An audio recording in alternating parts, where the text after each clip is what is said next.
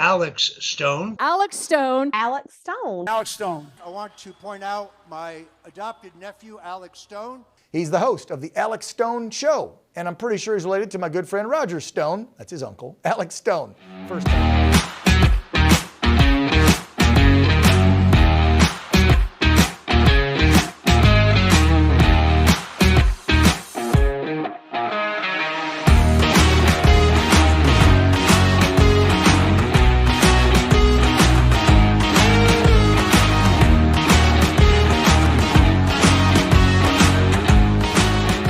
Welcome back to the Alex Stone Show. I'm your host, Alex Stone. I'm on a mission to spread the light of the gospel into every aspect of life. And yes, you heard me correctly. I did say every, including the things that most Christians do not like to discuss, such as politics.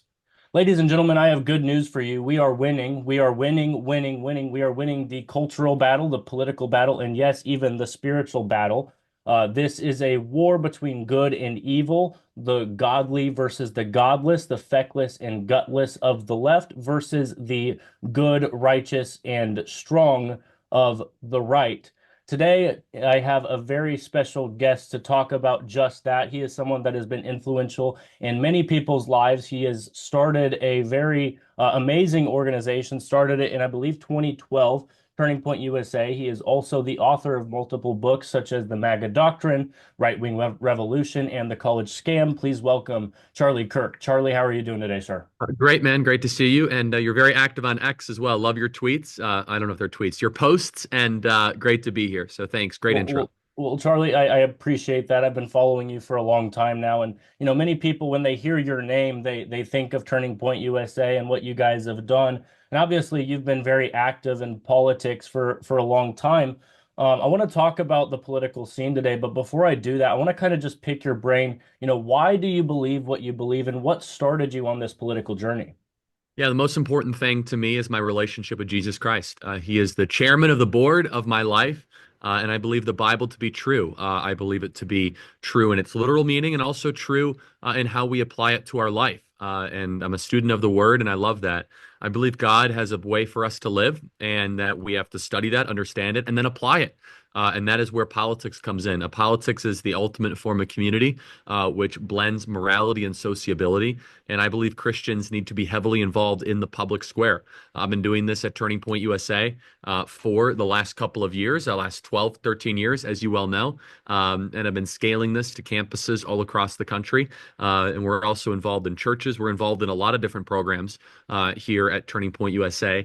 And I've seen this really develop into a broad movement, the likes of which I never could have anticipated. And so beyond that, as a conservative, we are called to preserve the good, true, and the beautiful, the ancient, that which lasts. And I think modernity has a lot of problems with it right now. I think a lot of people are suffering and suffocating under the excesses of secularized, materialistic modernity.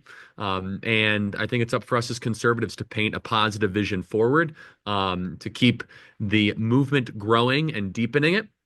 And yeah, I mean, more so than anything else, one of the things I'm trying to do is, at least on these college campuses, have them some understanding of the Ten Commandments. The Ten Commandments is repeated in the book of Exodus and also the book of Deuteronomy. I believe there is great profundity of how God wants us to live and a civilization should operate under the Ten Commandments. So yeah, that's just a little bit of what I believe and why I believe it. Well, I certainly think that's a powerful answer, especially you starting with the fact that you are a Christian, a follower of Jesus, and that Jesus is the chairman of the board of your life. I really love that answer. Obviously, Turning Point USA has affected many lives and helped many college students, which I am a college student, unfortunately, as well. It helped really college students grow and learn about, you know, what is right, what is true, like you said, what is beautiful. Turning Point has made an impact on many people, especially this most recent election. And like I said at the beginning, we are winning. What is next for Turning Point USA after the 2024 election has already ended and Trump is already in office now? Yeah, we want to make our cultural gains permanent. We want to continue by doing more high school chapters, more college chapters. We want to get more membership. In fact, I'm doing my American Comeback Tour, which is my very viral discussions that I have with college kids that are in some need of enlightenment.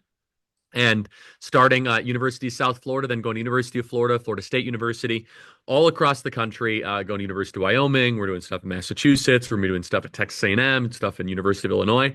So really excited to continue to bring this successful campus movement that we have built to more and more campuses across the country. On top of that, we're going to be ambitiously growing TPUSA Faith, which seeks to kick wokeism out of the American church, which is incredibly important right now. An ever-present looming problem that is occurring. So we have a lot in front of us, but it is a full culture offense is really what we're doing at Turning Point USA. And then at Turning Point Action, we are going to be running primary campaigns against Republicans that don't align with the president's agenda. We are going to be intimately involved in holding Republicans accountable, because it's not enough just to win elections. It's also very important that we hold the people that are in elected office accountable, that they do the wishes of what their voters demand. In fact, I want the Republican Party to be as conservative as its voters. So you look at how some of these senators have been voting rather negatively, Mitch McConnell being one of them. We need to fix that. I am pleased, though, that we have Bobby Kennedy and that we have Tulsi Gabbard and that we have these amazing people that are going to be going into cabinet secretaries and positions of that way. So Turning Point is not backing down. Instead, we're doubling and tripling down. We're going to be doing more programming than ever before. Certainly, and I'm very glad that you guys are involved in helping make a difference for the better in the United States of America. One of them in particular, which you mentioned, is Turning Point Faith. I was briefly a youth pastor for about a year and a half, and I used many of the resources that you guys had for Turning Point Faith, lots of them from Pastor Jensen Franklin and Frank Turek as well. So I really love what you guys are doing there. What is the future for Turning Point and Faith in particular look like? You said, getting wokeism out of the churches. How do you do that for Turning Point Faith? Yeah, it's going to be hard. I mean, our first thing is we're going to continue to do pastor summits all across the country. We have a big pastor summit coming up in Georgia at actually Jensen Franklin's church. In addition, we have our big pastors, our Believers Summit coming up in Oklahoma, of all places, this fall. So very excited to continue to scale that and deepen that. And then look, having TPUSA Faith chapters, getting pastors one-on-one and educating them on these topics and challenging them and saying, what exactly do you believe and why you do believe it and where do you get these ideas from? And look, it's not going to be easy. We must understand that liberty is God's idea, not man's idea. That liberty comes from the Lord. And those of us that love the Lord must also love liberty. And where the Spirit of the Lord, there is liberty, as it says very clearly in the scriptures. And teaching God's moral law. In Galatians 3, it says the law is a school teacher to Christ and that it points people to Christ. It is a guardian of Christ. And so this is very important, but unfortunately, more and more churches are going in the direction they don't want to offend people. They don't want to say anything that might turn people off. Look, you should never seek to strive to offend, but if you say something that offends somebody that's rooted in truth, that's their problem, not your problem. And so also we have to do a big thing. I'm glad to hear you're a youth pastor. The youth pastors of today are increasingly woke, weak, and afraid. And we have to do everything we possibly can within our ranks to have better youth pastors that understand the word, understand the political dynamics, and are willing to fight for it. No, I certainly agree. The youth of our country is the succession plan of the United States of America. So we need good, strong pastors and good, strong youth pastors to be the shepherd of those youth. It is so vital that we get involved in that. Wokeism is everywhere.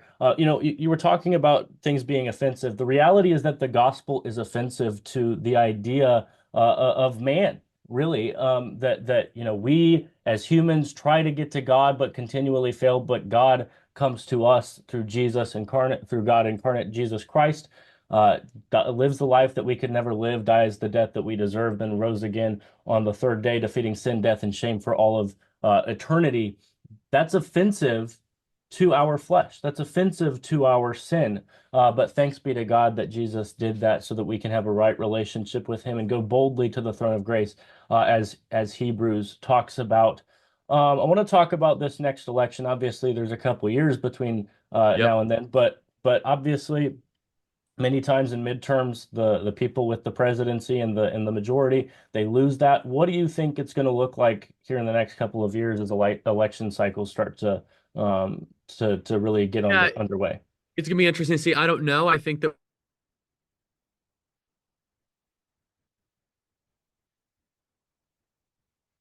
House candidates and stay heavily involved in those races.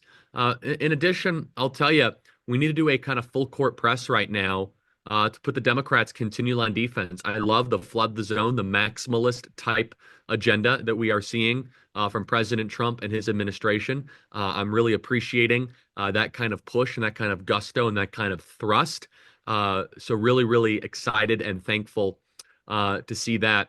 In addition, look, I think in 2028, obviously, I love J.D. Vance, and I hope he runs for the presidency. I think he'll make a great 48th president of the United States, and it's going to be here before you know it. And so it's a nice little time to have a little rest, a little respite. But boy, we're going to be back right into political season soon. And that's just more reason for everyone in your audience to get involved in precinct committee positions, to start Turning Point USA chapters, to stay involved with Turning Point Action, to get involved with your state parties.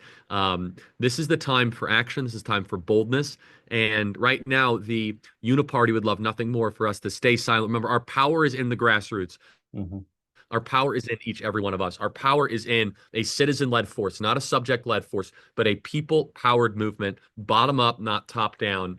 And look, the midterms might not go our way, might go our way. It's way too early to tell. Let's stay focused on the fundamentals, on the brass tacks, on the clipboard and tennis shoes work, and let the rest of it will shake out.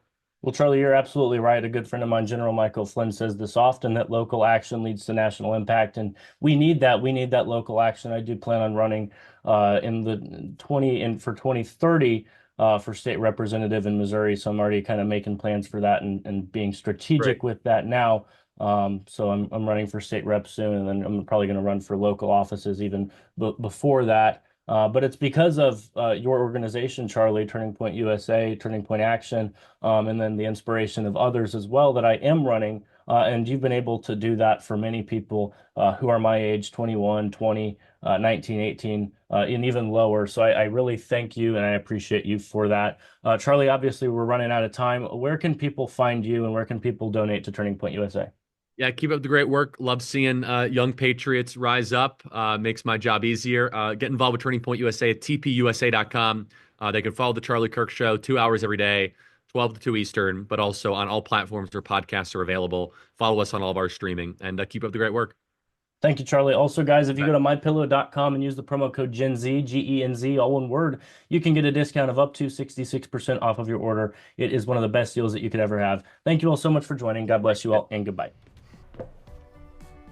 Looks like you've been sleeping well. Megan, he's back. The MyPillow guy. And you're looking good. Still feeling good. Well, just when you thought it couldn't get any better, we've got the best pillow ever, MyPillow 2.0. When I invented MyPillow, it had everything you'd ever want in a pillow. Well, now there's new technology that makes it even better. MyPillow 2.0 has my patented fill combined with a cooling fabric with temperature regulating thread. MyPillow 2.0 is truly the next generation of MyPillow. Now's the time to go to mypillow.com or call the number on your screen. Use the promo code to save 50% on your MyPillow 2.0. Not only that, for a limited time, your entire order ships absolutely free. You're sleeping even better. And cooler, too. And you're looking good. Feeling good. I knew you would. MyPillow.com